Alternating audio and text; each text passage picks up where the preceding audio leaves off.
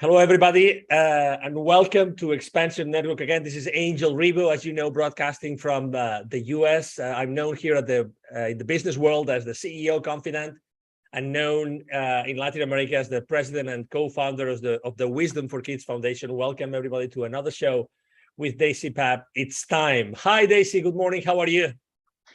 Good afternoon, I can say, but I know for you it's morning. I'm currently still in a different time zone. So for me, it's already later in the afternoon. So good to see you. And thank you so much for making it technically happen that we can do another show together. Absolutely. Absolutely. It's a pleasure to have you. As you know, we said last week, she's still in Europe. Obviously, her life has very strong ties with Europe. But let's jump into our show this week, which is about It's Time. That's the name of the show. And it's time to build bridges. Why do you think it's time to build bridges, Daisy? Well, it is so easy to burn them, isn't it? Yeah. Many people do it on a daily basis, not physically, but metaphorically. And I do see it that there's so many different cultures. And even within one culture, within one nation, people seem to be more divided than ever before, by my humble observation. So I think let's stop the divisions here and the dividing processes, and let's start building bridges and give our listeners and our viewers some simple tools that they can skillfully acquire, that they will be able to build bridges. Because look, we will not find humans who will be just thinking just as we do. They will not like exactly always the same what we do. They will not read the same literature. They will not watch the same shows. They will have maybe different faiths, maybe different beliefs, maybe different philosophies. So because we are all unique, I believe it is an urgent matter that we start building bridges and respect one another. Look, I'm totally okay with you, Angel, that you're living in Texas. I cannot imagine still to live in Texas. I may change my mind, but I can still respect your choice and you liking it there. And for you, it is a good choice. I can totally respect that. Can you see? Absolutely, but let me ask you something, because obviously, you know, we've all lived in some sort of community, right? We've had a family, we've had relatives, we've grown up with other people around us, and we've always had people, you know, seeing things differently.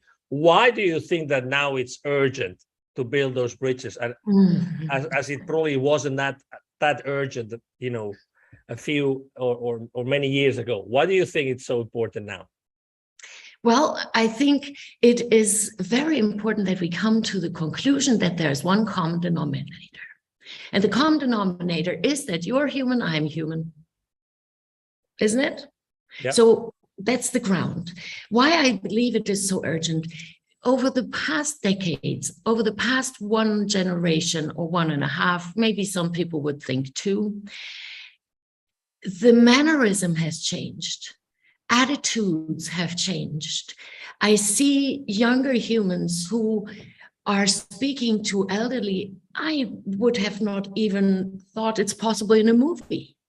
So because things have changed, and through technology, there is so much violence that is exposed, and it is delivered to people's households, even into people's pockets, and therefore into their minds, especially from the youth. I have the feeling that it is more urgent than ever before, because there were some limits in the past. There were a respect that we brought towards the elderly. There was a sort of language we would not choose to use. And now many of these habits and patterns have changed. And I think it is very urgent because we are running into a timeline. And I have the feeling that globally we will be facing some big change, globally, nationally, regionally, and therefore I believe it is high time. How would you say that building bridges has defined or conditioned your life, Daisy? Well, I can give you a very simple example many probably can relate to. I do remember that one time, many, many moons ago, let's say 2.5 decades, that I thought to be right. And at that holding on to thinking that I'm right, I believe that it is very important to stand for myself being right and break the bridge to someone dear. That bridge was never rebuilt. And I now see that I acquired simple, very easy to use tools that I can respect others for being themselves, because who am I to know better what's good for you or how you should be? I believe it's only you who can change your idea of who you should be or how you should be, because who you are is how you behave, period. Exactly. There's always this dichotomy between, what we say and what we really do, right? And so with this, these two completely different things, and considering that you just defined or explained how important it is to build bridges right now, how would you say that we should be interacting in both, let's say, planes, if I am allowed to say it like that, in the plane of saying and in the plane of behaving and doing, Daisy? I had not heard part of your question because there was a breakup in the question. Okay, so my question was, okay, so we see those two planes, right? The doing and the saying. So how would you say that we should act in order to rebuild or build those bridges at those two different planes, so that we make sure that those bridges are built, Daisy? Okay, I think there are a few thoughts worthwhile considering. One is that I have my life and all that I've experienced so far, and so do you. Now, when I just simply say the word dog, you will think of a very different dog than I do. And you will think of a different situation of a dog than I do. And this is only about a dog.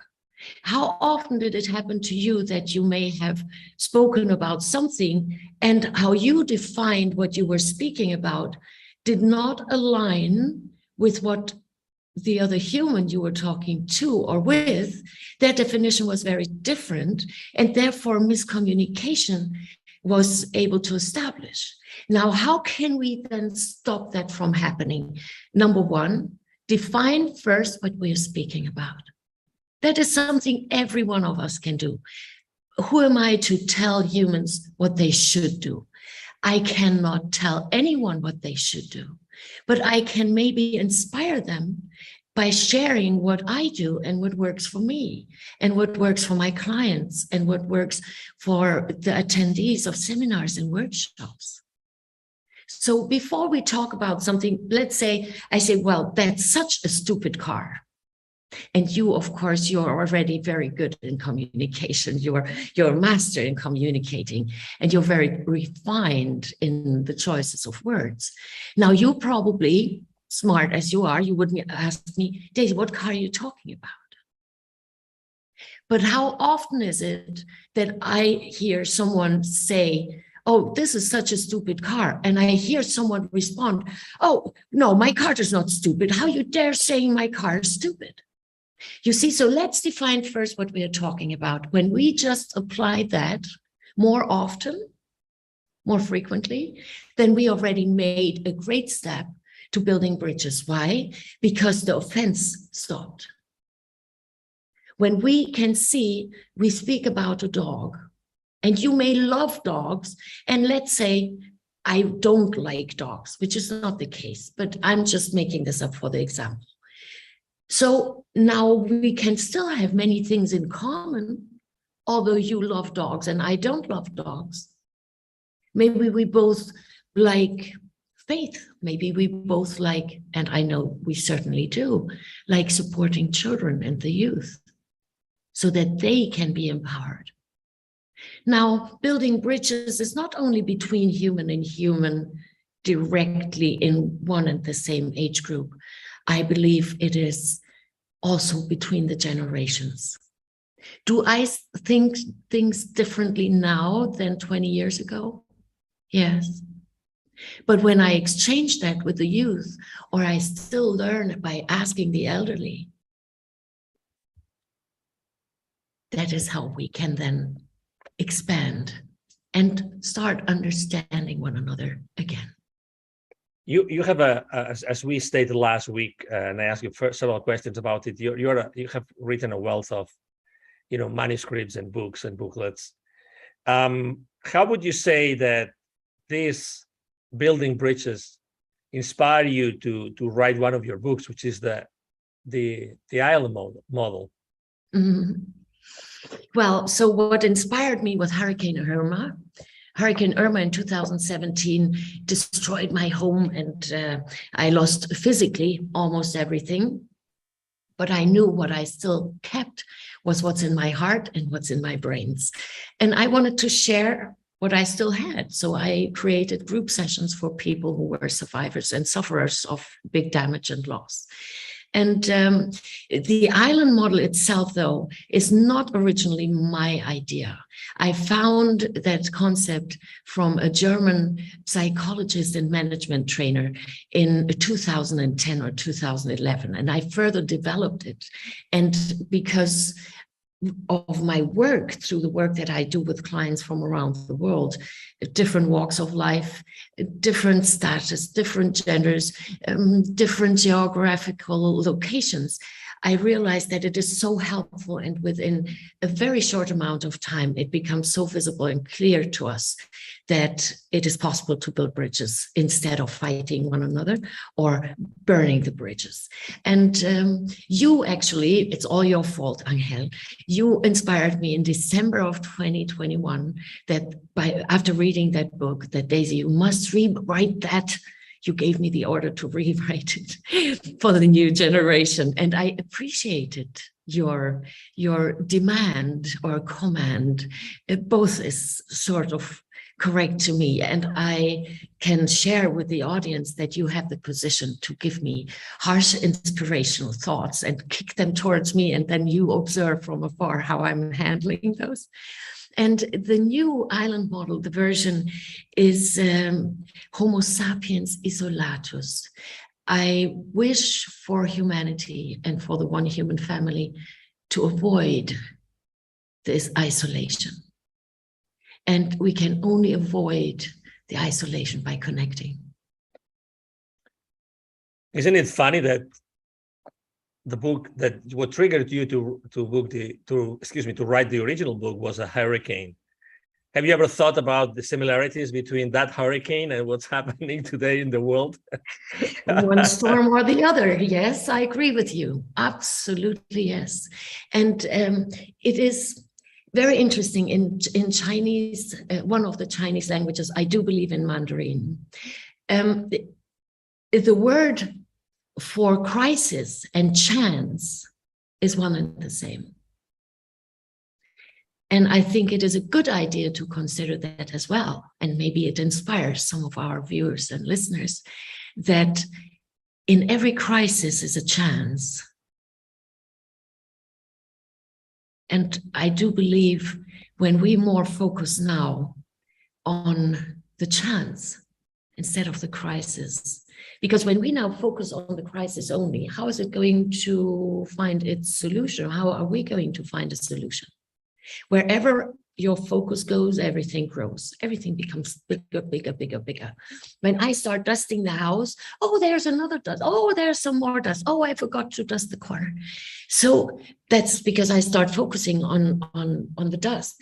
When I'm looking maybe for the windows, oh, is there still a spot on the window? Then my focus will be picking up more dots on the window. So when I look at the crisis and I look at the magnitude of the current crisis that affects almost every region in life of humans on this planet. There are few exceptions where things are less strict or less dramatic. Let me put it gently this way.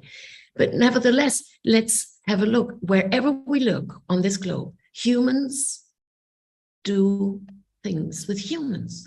Humans do business with humans. Humans speak to humans. I know I speak to cats and dogs and horses as well, but that's not the greatest of my communication exchange that I'm doing. But so we speak to one another. We go out dancing with one another. We go and build something together. So we cannot lose that. And now when we exchange, I observe here in Europe, there is currently a war next door, which is very concerning to many countries and many citizens of many countries. Only because two politicians or two ideas or ideals or ideologies are not matching up. I think, but I'm blonde, I admit, so I can have these sort of thoughts.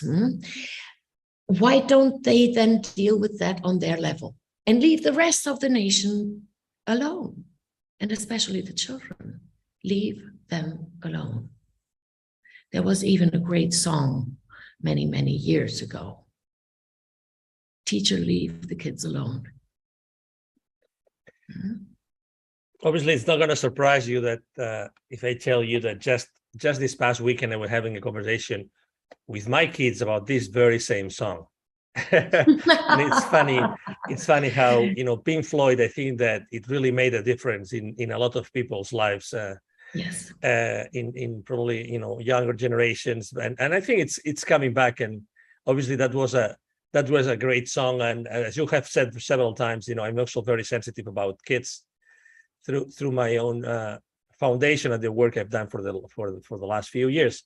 Let's concentrate on kids right now, on building bridges with kids, because I think that's also something that we have to pay attention to. Big time. How do you think that we as a society could rebuild those bridges with the younger generations, Daisy? I'm going to do something. This will be a test if it works or not in this platform.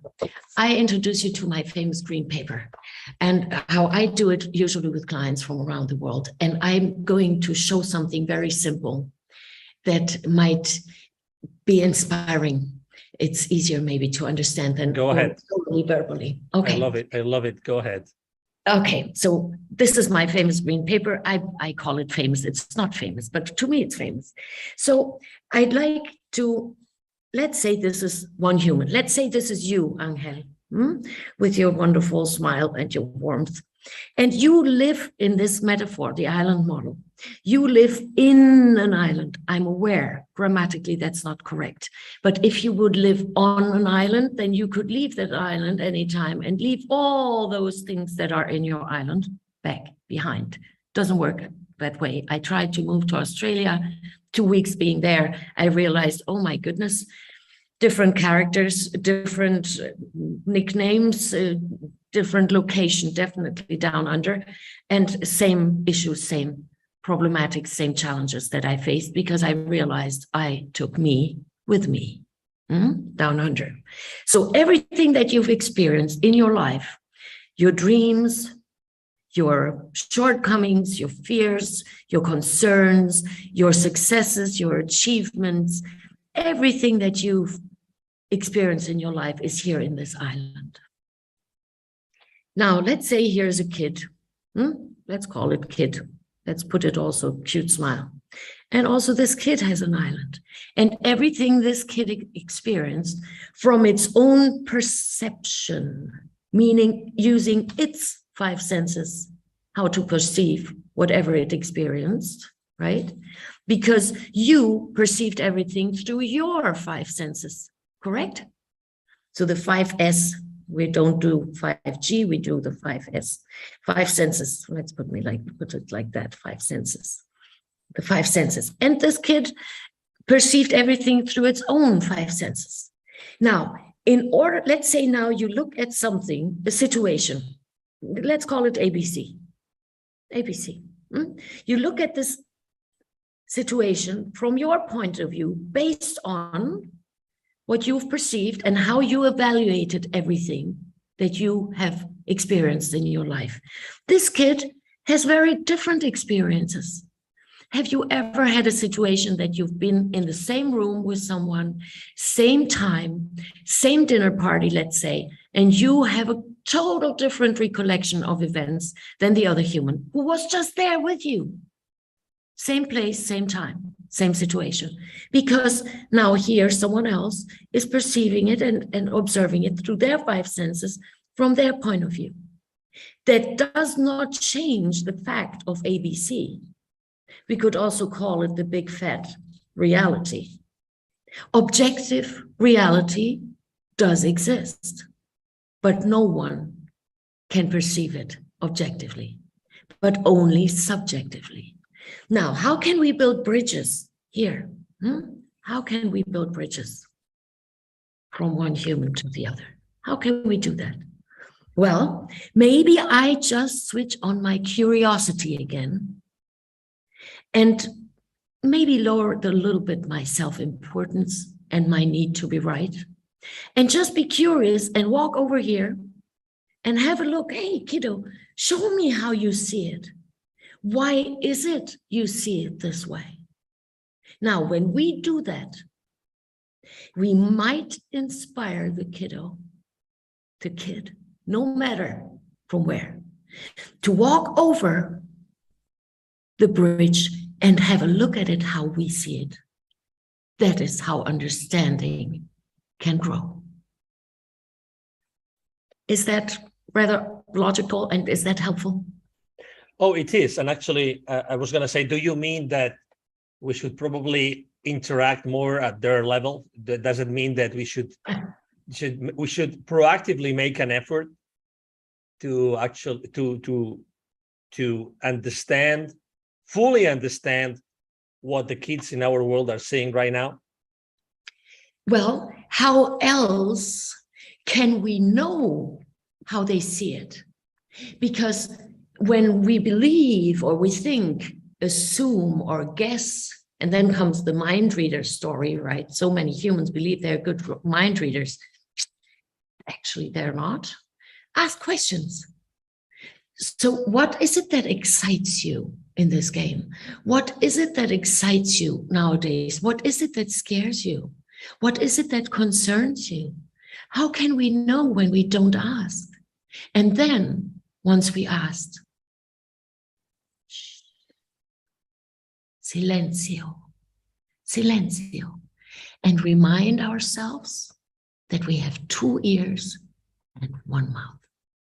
Listen, listen.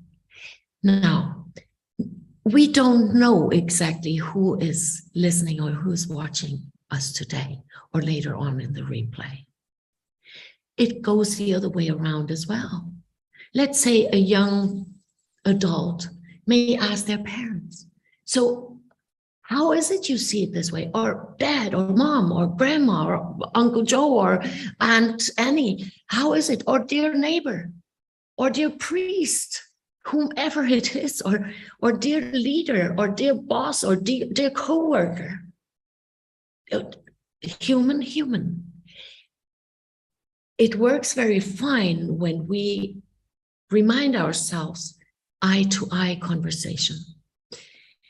It can happen on the phone as well. What I mean by eye-to-eye conversation is eye level. I am not greater than you are, and I'm not looking up to you. Let's remove the pedestals when we're having these conversations and inquire, how is it, how you see it? And whomever, no matter your age, no matter your gender, no matter your geographics, when you feel curious, ask them.